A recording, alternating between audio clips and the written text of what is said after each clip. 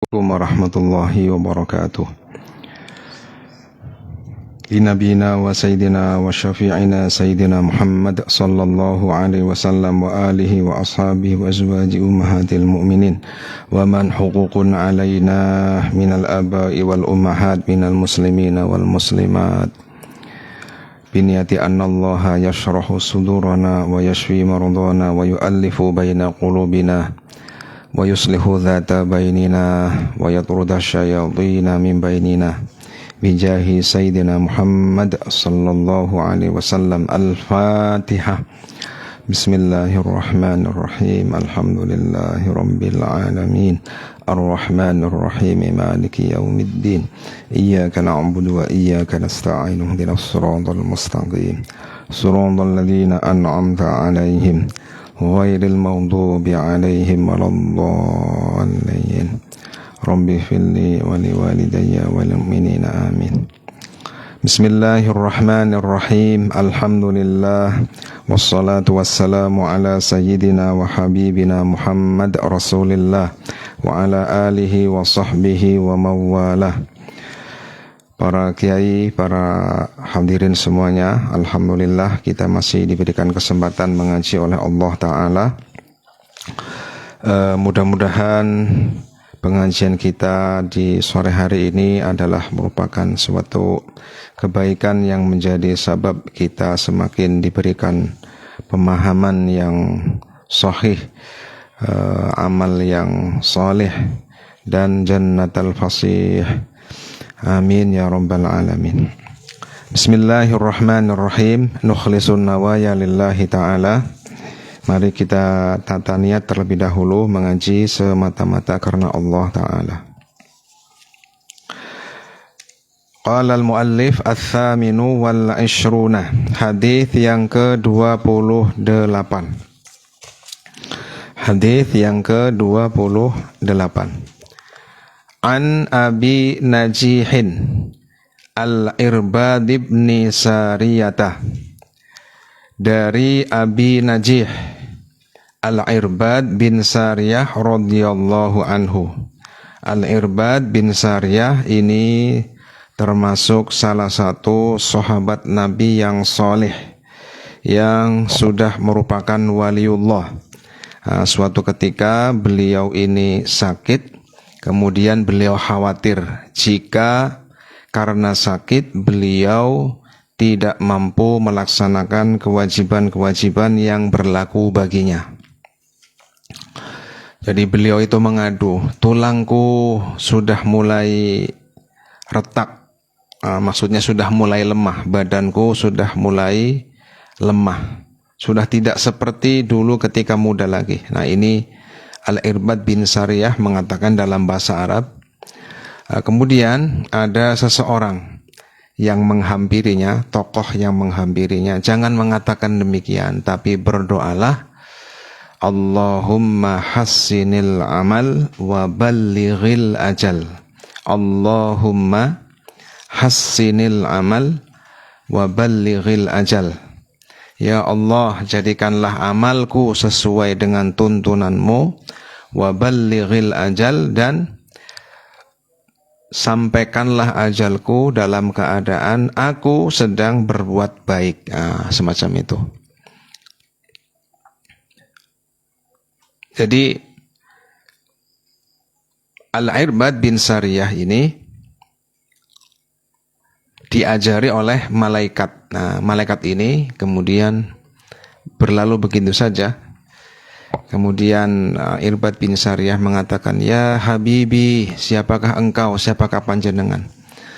Kemudian orang ini mengatakan, ana rotail, saya adalah malaikat rotail. Malaikat rotail adalah malaikat yang ditugaskan oleh Allah Ta'ala untuk menghibur, untuk menghibur orang-orang mukmin yang sedang dalam kesusahan, utamanya yang kesusahan karena ingin beribadah sebagaimana ketika muda, tapi nyatanya tidak seperti muda yang dulu lagi.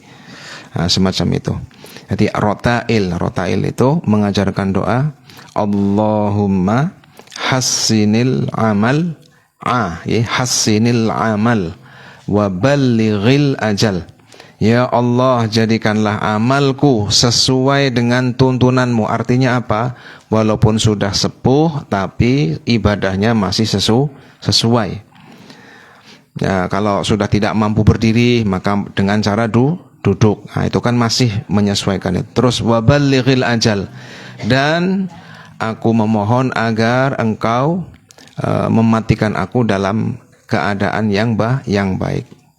Jika aku mati dalam keadaan yang baik, maksudnya tidak dalam keadaan sedang bermaksiat. Ini adalah Irbad bin Sariyah. Irbad bin Sariyah yang didatangi oleh malaikat ini menunjukkan bahwa beliau ini adalah seorang waliullah. Seorang waliullah. Beliau itu adalah ashabus suffah. Beliau orang yang fakir. Beliau itu tinggal di Masjid Nabawi bersama dengan fuqara'u ashabin Nabi. Kemudian beliau tinggal menuju ke Syam. Beliau itu mudah sekali mengeluarkan air mata, ya. Mudah sekali mengeluarkan air mata. Jadi kalau mendengar ayat-ayat yang menerangkan azab, ayat-ayat yang menerangkan tentang siksa neraka, itu mudah sekali beliau untuk menangis. An Abi Najihin al-Irbad ibn Sariyata radhiyallahu anhu annahu qala wa'adhana Rasulullah sallallahu alaihi wasallam mau'izatan. Mau'izah maknanya ma yu'adhu bihi minal kalami ad-dalli ala takhwif min tariqin nasihah. Itu namanya mau'izah. Kalimat yang menunjukkan agar seseorang takut akan siksa Allah, takut akan murka Allah dengan cara menasehati. Itu namanya mau'izah.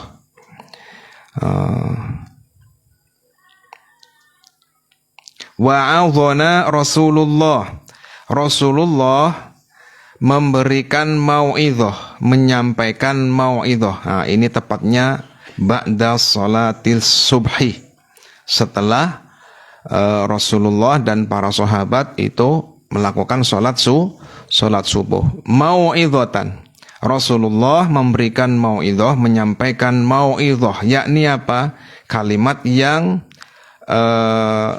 menjadikan seseorang itu semakin takut kepada Allah, semakin takut kepada siksa dan azab Allah Ta'ala.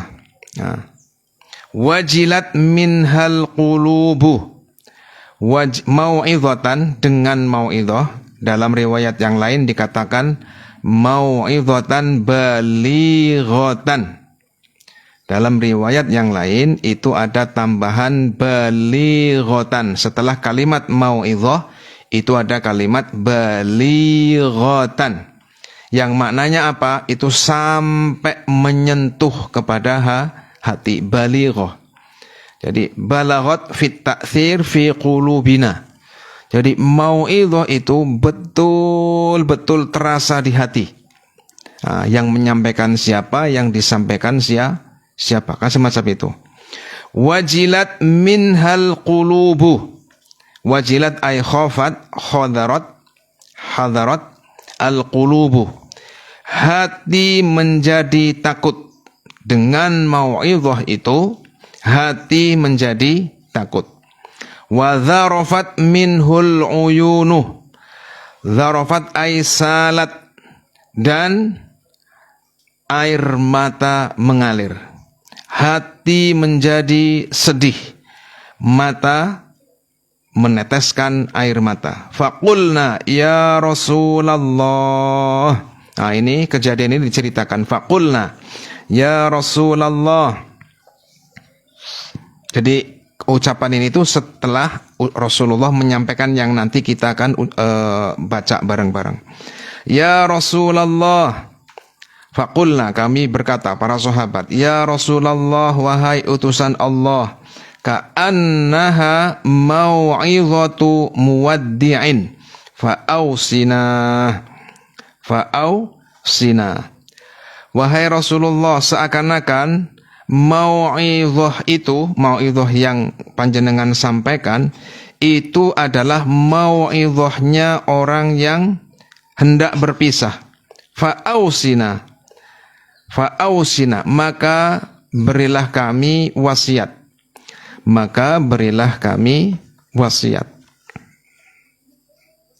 Qala, Rasulullah kemudian bersabda, usikum bitaqwallah azza wa jalla.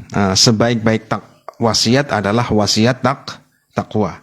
Sebaik-baik wasiat itu wasiat takwa. Bapak wasiat kepada anaknya, atau anak mengingatkan bapaknya. Boleh apa boleh? Boleh kan? Anak mengingatkan orang tua.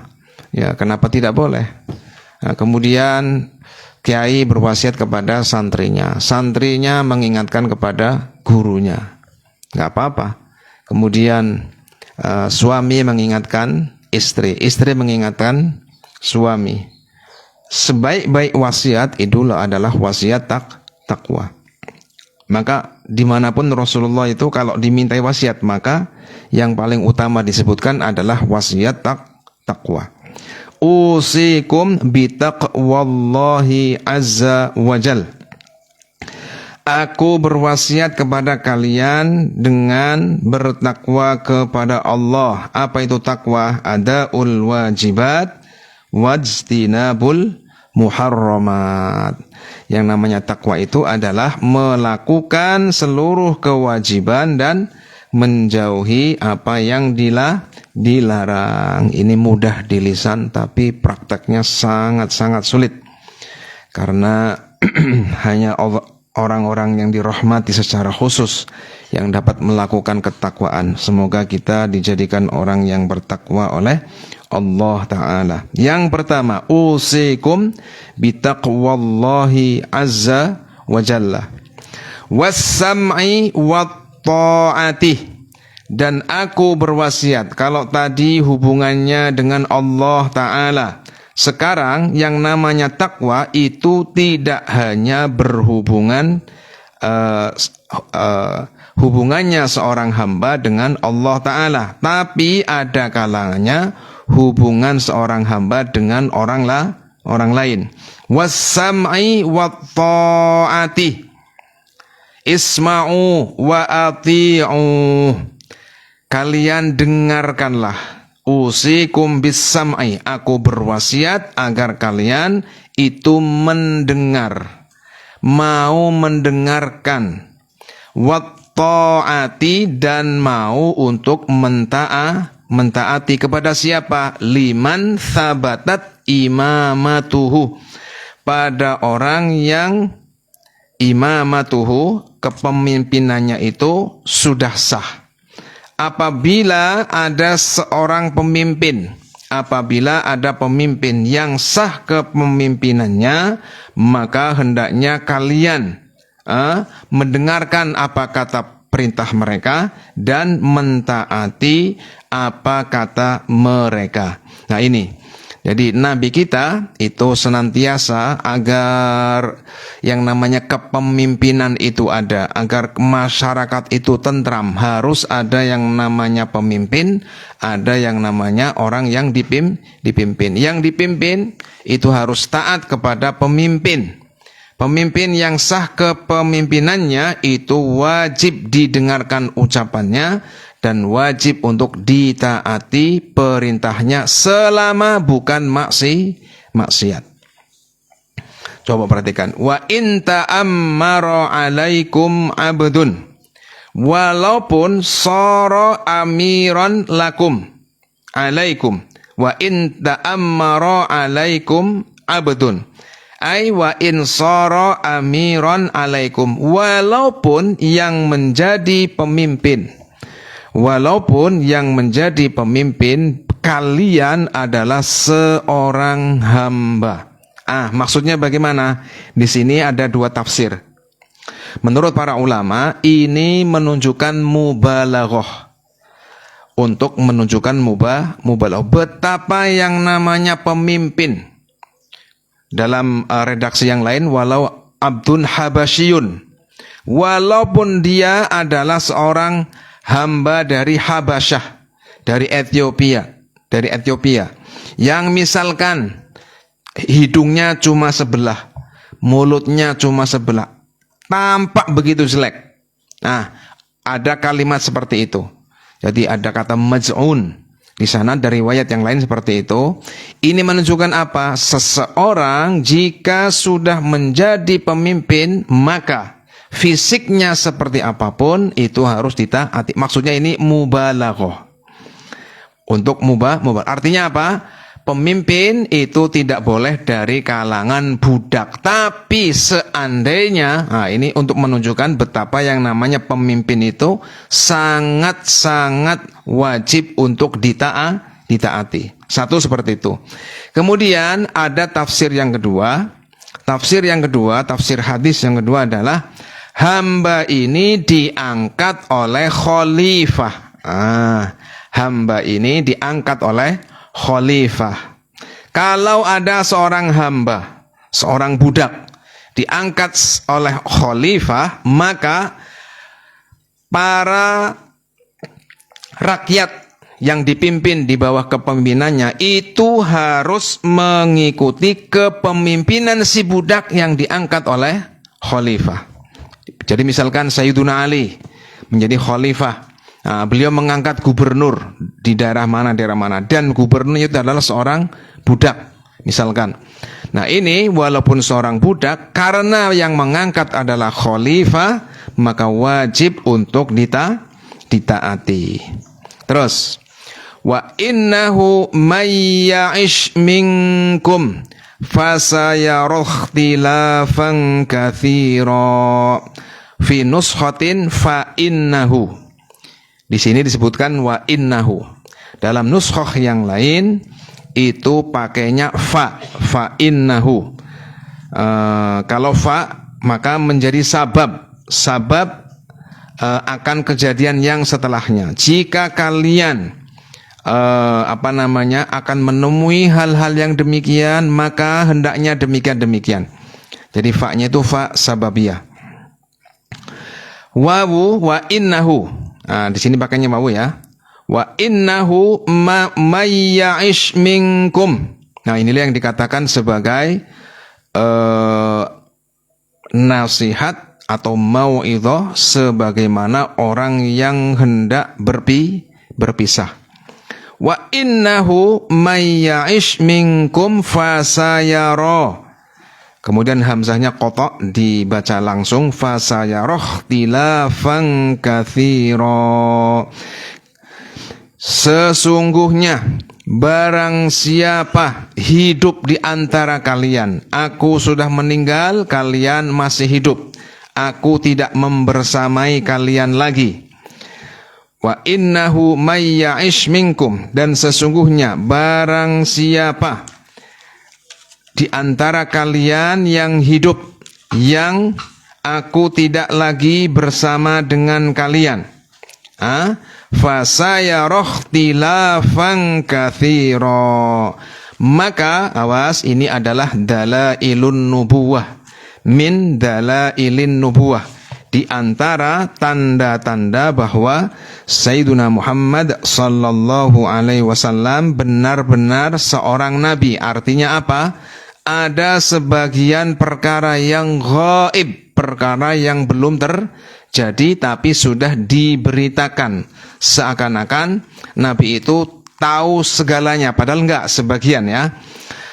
Saya ulang, ini adalah bukti bahwa Sayyiduna Muhammad sallallahu alaihi wasallam itu mengetahui sebagian perkara yang ghaib. Perkara yang ghaib, perkara yang telah lewat. Nabi kita itu kadang seringkali mengabarkan kejadian yang sudah lewat dan dibenarkan oleh orang Yahudi, orang Nasrani yang pada waktu itu hidup bersama dengan Nabi. Jadi kalau Nabi, padahal Nabi tidak bisa membaca, tidak bisa menulis, membaca Taurat, membaca Zabur, membaca Injil, tidak bisa.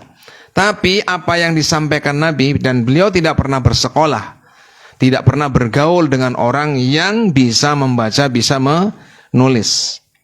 Nah, ketika Nabi menyampaikan sesuatu kejadian yang sudah lewat, maka di dalam Taurat, di dalam Injil itu ada keterangan yang semacam yang disebutkan oleh Nabi. Itu namanya ghaib. Jadi ghaib itu sudah lewat. Kemudian ghaib itu ada kalanya ghaib dalam arti belum terjadi.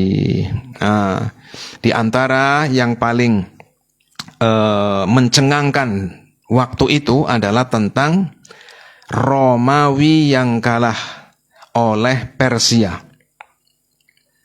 Ghulibatir Rumu fi bid'i sinin.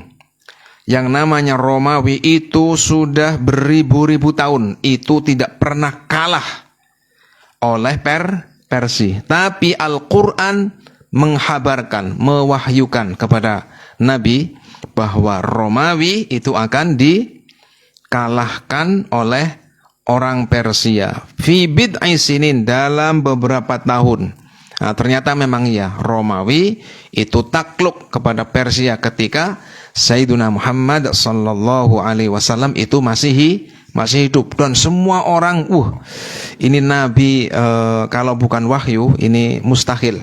Jadi apa yang disampaikan oleh Nabi berdasarkan wahyu, baik yang akan datang ataupun kejadian yang sudah lewat. Yang akan datang itu maksudnya terjadi di dunia ataupun terjadi di akhirat. Maka sungguh merugi orang yang tidak percaya akan adanya Al-Quran, kandungannya Al-Quran, tidak percaya akan kebenaran apa yang disampaikan oleh Nabi kita Sayyiduna Muhammad sallallahu alaihi wasallam. Nah, di antaranya adalah ini. Wa innahu may ya'ish minkum fasayara ikhtilafan katsira. Sesungguhnya siapa yang hidup di antara kalian setelah sepeninggalku, fasayara ikhtilafan katsira, maka dia itu akan mendapati ikhtilafan katsira, mendapati perbedaan yang sangat banyak. Perbedaan karena sebab apa? Karena sebab perebutan harta, karena berebut pengaruh, karena perbedaan hukum-hukum, karena perbedaan akidah-akidah, dan yang lain. Ini akan terjadi sepeninggal Sayyiduna Muhammad sallallahu alaihi wasallam. Nah, inilah yang menjadikan para sahabat Nabi itu sangat bersedih. Ya, hati mereka takut, mereka berlinang air mata. Jika demikian halnya, Allah Ta'ala sudah menentukan, ketentuannya sudah disebutkan oleh Nabi. Kita tidak mendahului kehendak Nabi, tapi Nabi menghabarkan. Kalau Nabi menghabarkan berarti itu pasti akan terjadi, akan menjadi kehendak Allah Ta'ala.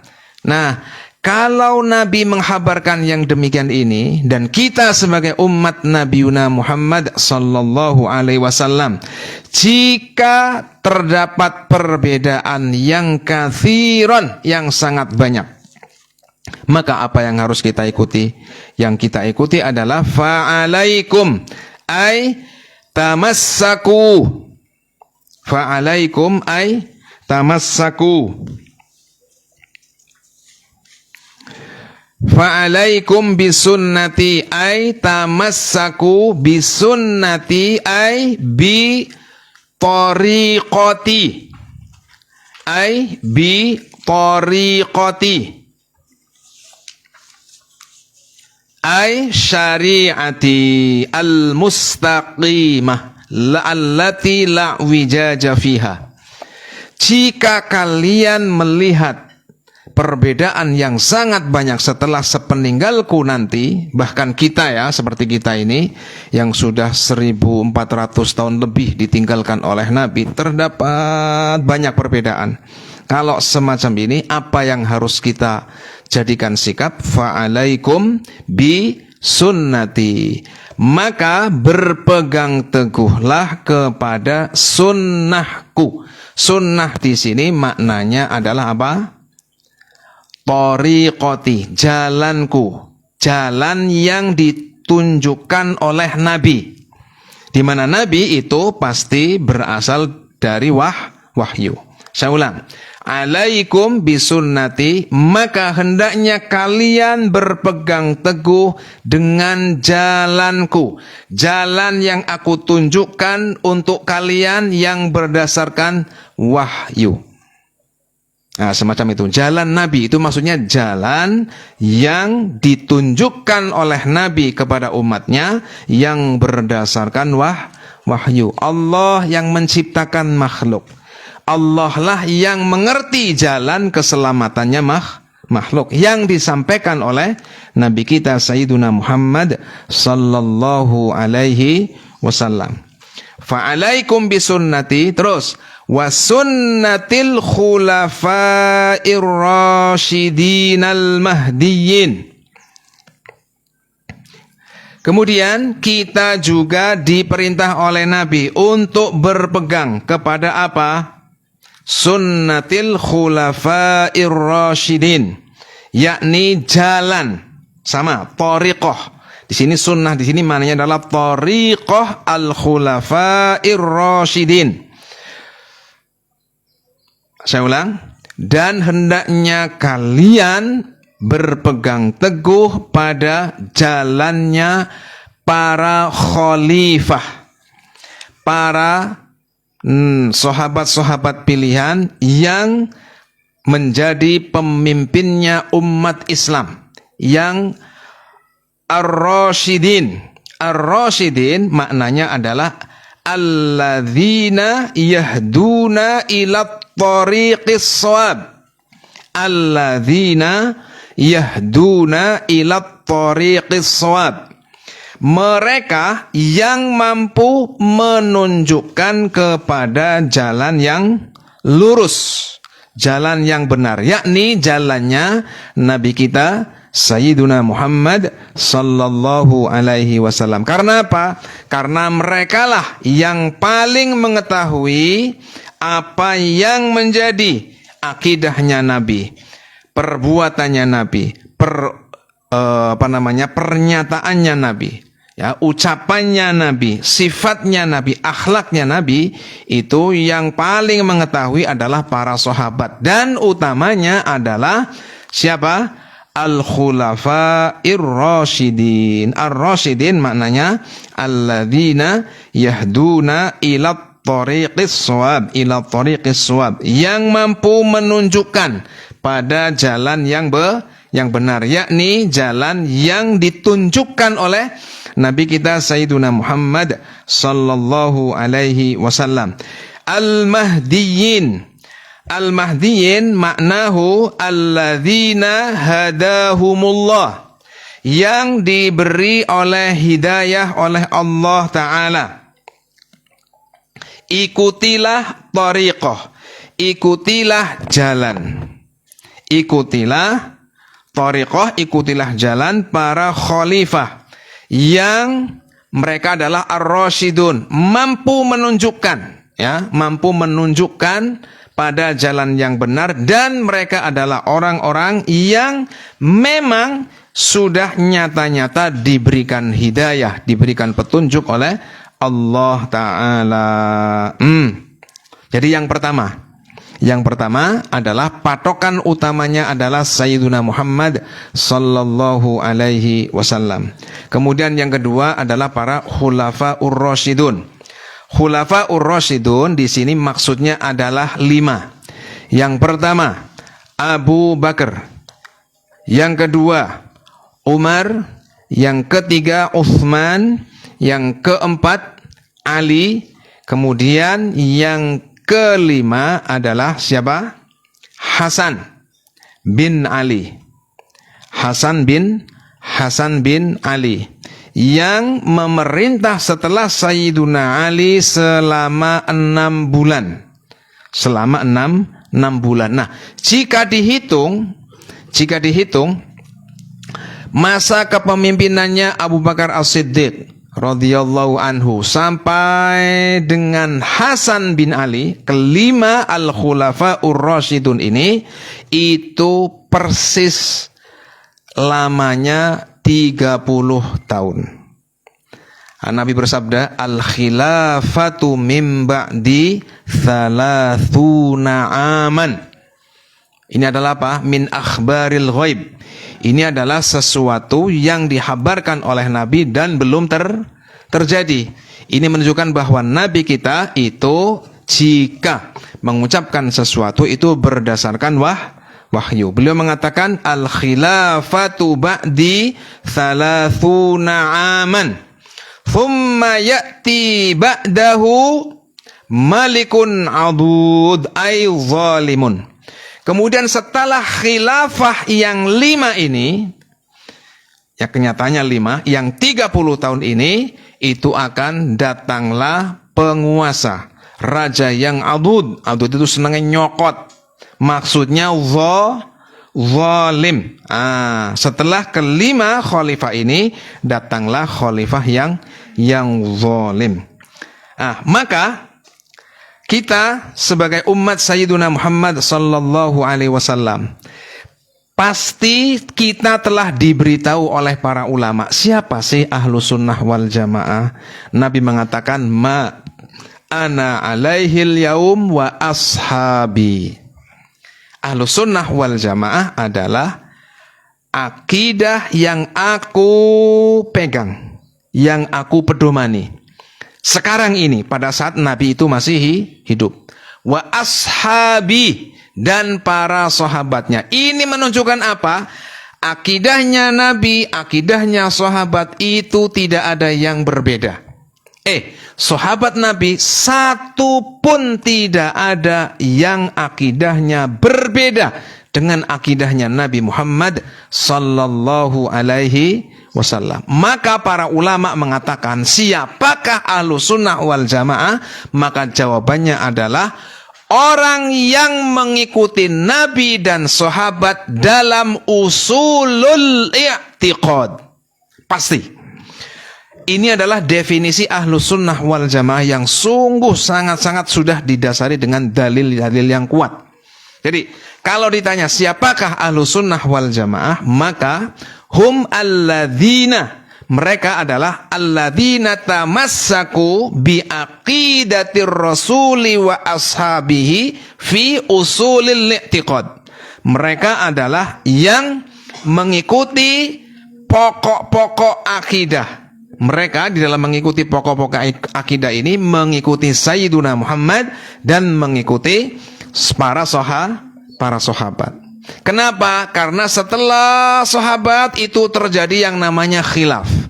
Akhir sahabat atau menjelang sahabat itu habis, itu sudah mulai muncul bibit-bibit di luar ahlu sunnah wal jamaah.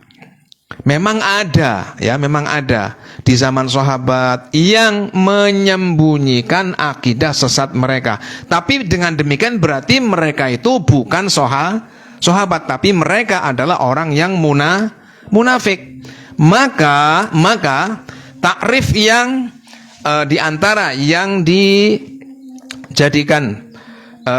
definisi oleh ulama adalah apa?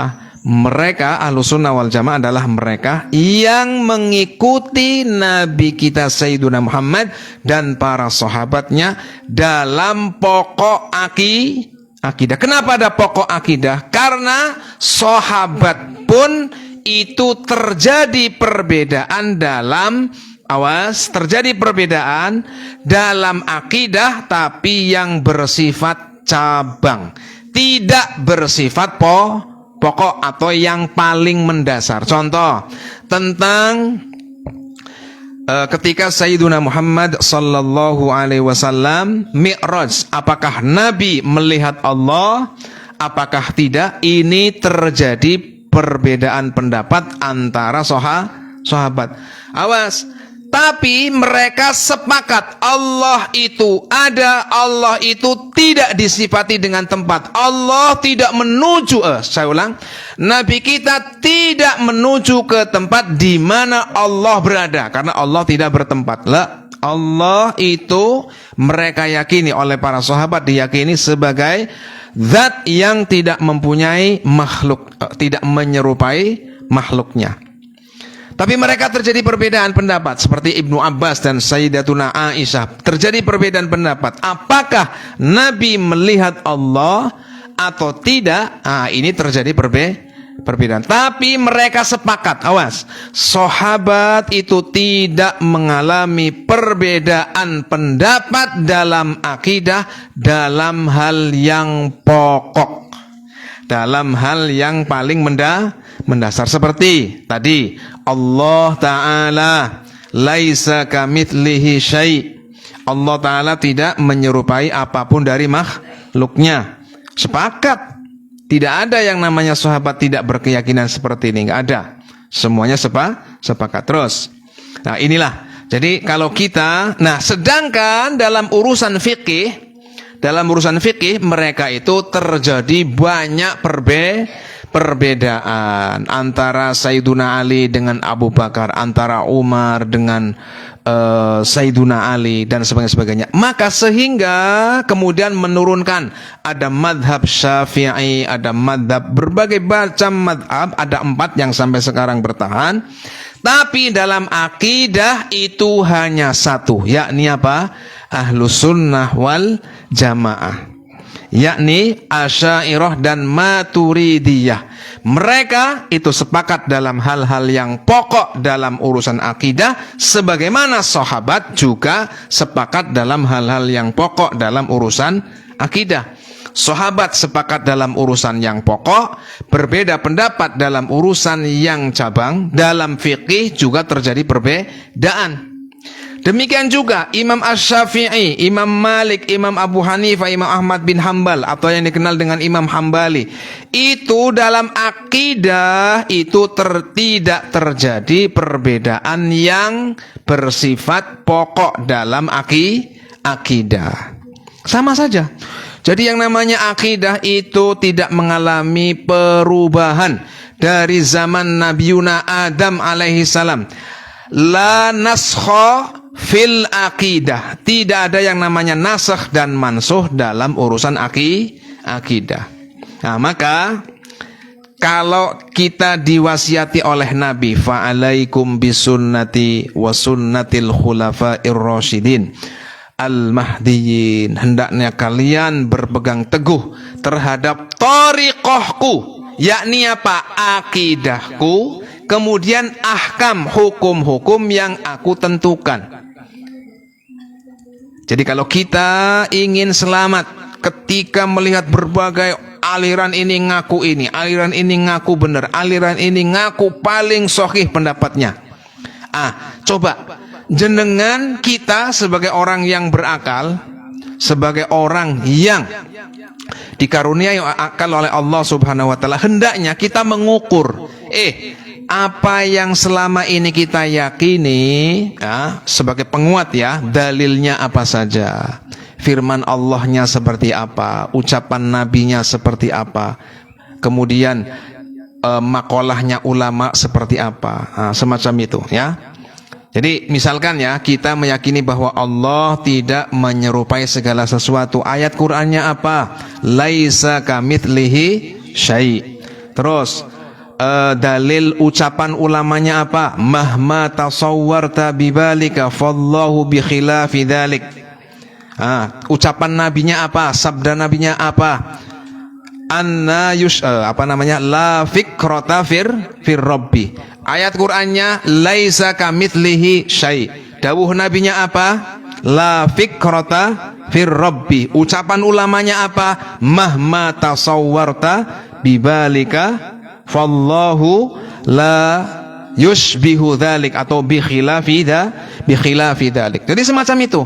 Jadi kita itu awas, ilmunya harus dibuktikan bahwa ilmu kita benar-benar bersanad.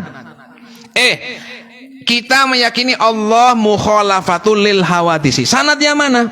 Sanadnya dari seorang sahabat, dari seorang namanya ulama salaf. Siapa? Dhunnun al-Misri. Dhunnun al-Misri ini ulama salaf sezaman dengan Imam Ahmad bin Hambal. Di mana Dhunnun al-Misri ini adalah ulama salaf dan beliau mengaji kepada berbagai sahabat. Sahabat mengaji kepada kepada Nabi. Jadi itulah yang dimaksud dengan ilmu yang bersanad. Jadi kalau kita memahami Allah ada tanpa membutuhkan tempat, Allah ada tanpa membutuhkan makhluknya, maka kita dapat menyebutkan dalilnya, ada sanadnya. Oh, dari Dhunnun al-Misri, Thauban bin Ibrahim nama aslinya, kemudian dari Al-Qur'annya, dari hadisnya seperti apa, dari Qur'annya seperti apa. Kalau kita sudah seperti ini, berbahagialah panjenengan, berarti panjenengan mengikuti sunnah Nabi, thariqahnya Nabi, syariatun Nabi al-mustaqimah allati la wijaja fihi, yang tidak ada yang namanya bengkong. Jadi kalau panjenengan mengikuti akidahnya Nabi, panjenengan mengikuti sunnah, yakni thariqahnya al-khulafa'ir rasyidin, di mana mereka dalam urusan akidah, dalam hal yang pokok tidak terjadi khilaf. Dalam urusan fikih terjadi khilaf, wajar. Itu namanya rahmatan lil alamin, menjadi rahmat. Ikhtilafu ummati ikhtilafu ulama'i ummati rahmah. Perbedaan ulamaku yang bersifat cabang, awas, tidak semua perbedaan itu rahmat. Sebab ada perbedaan yang apabila beda dalam hal yang salah, maka tidak ada yang namanya tawar-menawar. Sebab apa? Ulama menyebutkan innama la yadurrul khilafu fil furu'. Wa innama jadi ulama menyebutkan perbedaan yang tidak berbahaya adalah perbedaan dalam hal furu', dalam hal cabang, hukum cabang. Tapi kalau dalam usul, dalam akidah yang pokok, tidak ada yang namanya perbedaan. Nah, semacam itu. Jadi memaknai ikhtilafu ummati rahmatun, hati-hati. Ikhtilafu ummati itu maksudnya ikhtilafu ulama'i ummati al-mujtahidin fil furu'i rahmatun. Perbedaan pendapat ulama dari kalangan umatku yang sudah sampai pada derajat ijtihad itu adalah rahmah. Adalah rahmat bagi umatku. Nah, dimudahkan. Addu 'alaiha bin nawajid.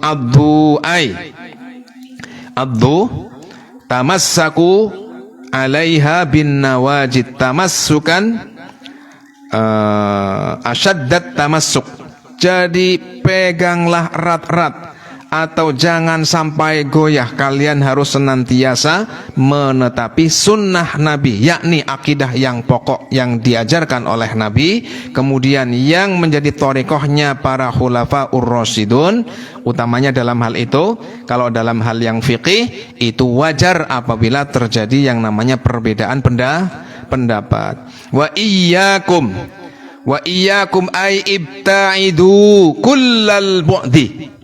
Wa iyyakum ay ibta'idu kullal bu'di, jauhilah wa muhdatsatil umuri, perkara-perkara yang baru yang bertentangan dengan ajaran-ajarannya Nabi kita dan para khulafa'ur rasyidun.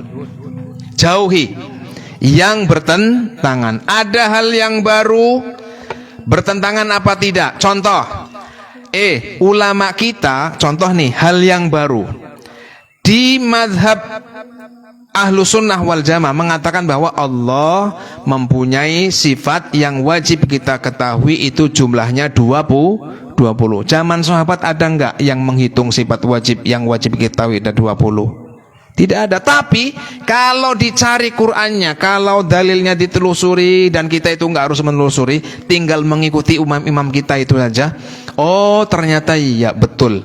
Sifat yang wajib kita ketahui yang menjadi sifat wajib Allah Ta'ala ada 20.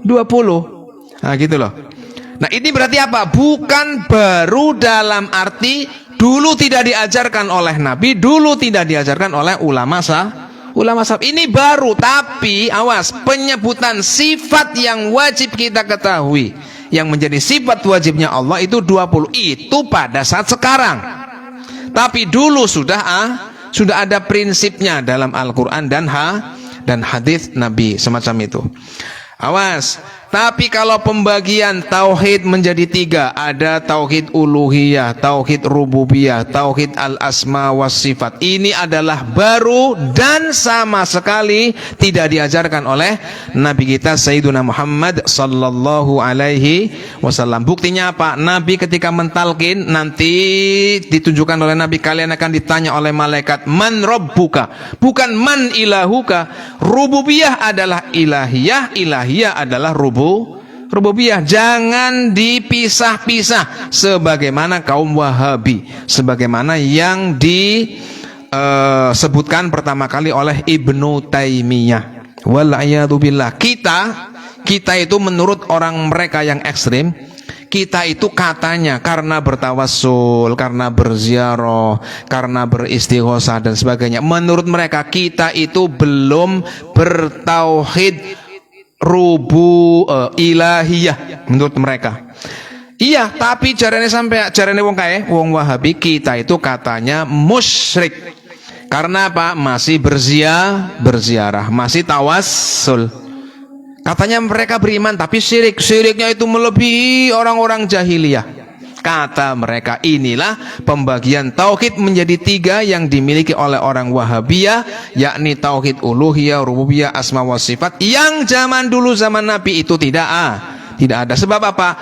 Para sahabat bertawasul dengan Nabi.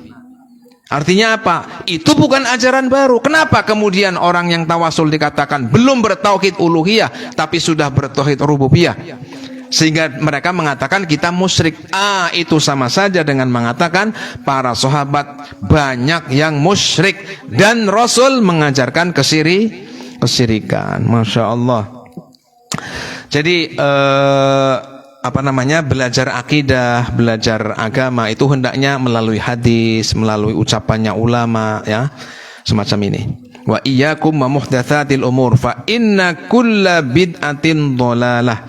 Karena sesungguhnya setiap perkara yang baru yang tidak bersesuaian dengan syarak Nabi, kulla bid'atin yang la tuwafiqu syar'ana, yang tidak bersesuaian dengan syariat Nabi, dhalalatun, itu adalah kesesatan. Tidak semua bid'ah itu sesat, tapi apabila disebutkan bid'ah saja tanpa ada pembagian, itu maksudnya adalah bid'ah yang sayyi'ah. Setiap bid'ah sayyi'ah itu pasti tersesat maksudnya gitu. Tapi awas, ya. Di sini maksudnya apa? Bid'ah yang sayyi'ah. Tidak semua bid'ah itu sayyi'ah. Karena bid'ah menurut Imam Asy-Syafi'i terbagi menjadi 2. Rawahu Abu Dawud wa Tirmidzi wa qala haditsun hasanun.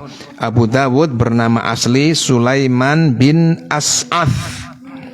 Sulaiman bin As'ath As-Sijistani, Hijistan. Jadi bukan orang Arab tapi orang Asia Timur, ya, beliau itu. Jadi kayak kita. Jadi orang Asia Timur itu kan matanya coklat. Nah, kulitnya itu kulit apa? Sawo matang biasanya, semacam itu. Jadi Abi Dawud itu dari Sijistan. Beliau wafat pada tahun 257 Hijriyah di Basrah. Nah, meninggalnya di Basrah. Sudah jam berapa? Sudah jam 6 lebih setengah 6 ya. Dilanjut pemotong ini. Aduh, piye iki? Ya, lanjut sedikit. At-tasi'u wal 'ishrun an Mu'adzin, diriwayatkan dari sahabat Mu'adz bin Jabal radhiyallahu anhu annahu qultu. Sahabat Mu'adz berkata, qultu ya Rasulullah akhbirni aidullani, tunjukkanlah saya, akhbirni aidullani, tunjukkanlah saya, bi amalin, atas suatu amal, tunjukkanlah saya amal, yudkhilunil jannata wa yubaiduni minan nar. Yang dengan amal itu, awas, menjadi sabab saya dimasukkan ke surga tanpa azab, ai bila azab. Wa yubaiduni minan nar, dan amal itu menjadi sebab saya dijauhkan dari neraka. Ai bil marrah, sama sekali tidak masuk atau menyentuh neraka. Wahai Rasulullah, tunjukkanlah saya amal yang dengan amal itu menjadi sebab saya masuk surga tanpa azab, dihisabnya dengan hisab yang menyenangkan. Terus, dan saya dijauhkan dari neraka tanpa masuk sama sekali. Nah, ini pertanyaannya Mu'adz bin Jabal radhiyallahu anhu. Qala, Rasulullah kemudian beliau menjawab, bertanya, qala, Rasulullah bertanya, mengucapkan, sa'alta an azim. Mu'adz bin Jabal, engkau bertanya dengan sesuatu yang azim, sesuatu yang agung menurut Allah Ta'ala.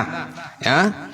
Terus saya ulang, perkataannya Mu'adz bin Jabal, bi amalin yudkhilunil jannata wa yubaiduni minan nar, ini adalah bantahan Ahlus Sunnah wal Jamaah. Awas, ini seorang sahabat. Dengan ucapannya sahabat, kita dapat mengetahui, oh Ahlus Sunnah itu bukan Murji'ah, oh Ahlus Sunnah itu bukan Mu'tazilah. Contoh ini, awas, orang Murji'ah itu menganggap bahwa yang namanya, awas, orang Islam itu tidak perlu beramal. Amal apapun, kalau orang sudah bersyahadat, mengucapkan la ilaha illallah Muhammadur Rasulullah, tidak beramal sama sekali, melakukan dosa apapun, tetap masuk surga. Ini bertentangan apa bertentangan? Dengan Ahlus Sunnah wal Jamaah. Coba ada kalimat bi'amalin yudkhilunil jannah. Jadi artinya apa? Sahabat itu menetapkan amal yang menjadi sabab syar'i daripada masuknya seseorang ke dalam surga. Awas, Allah hakiknya tidak butuh kepada amal kita, tapi amal itu tidak boleh, tidak harus ada yang ditentukan oleh Allah menjadi sabab syar'i. Kemudian kalimatnya sahabat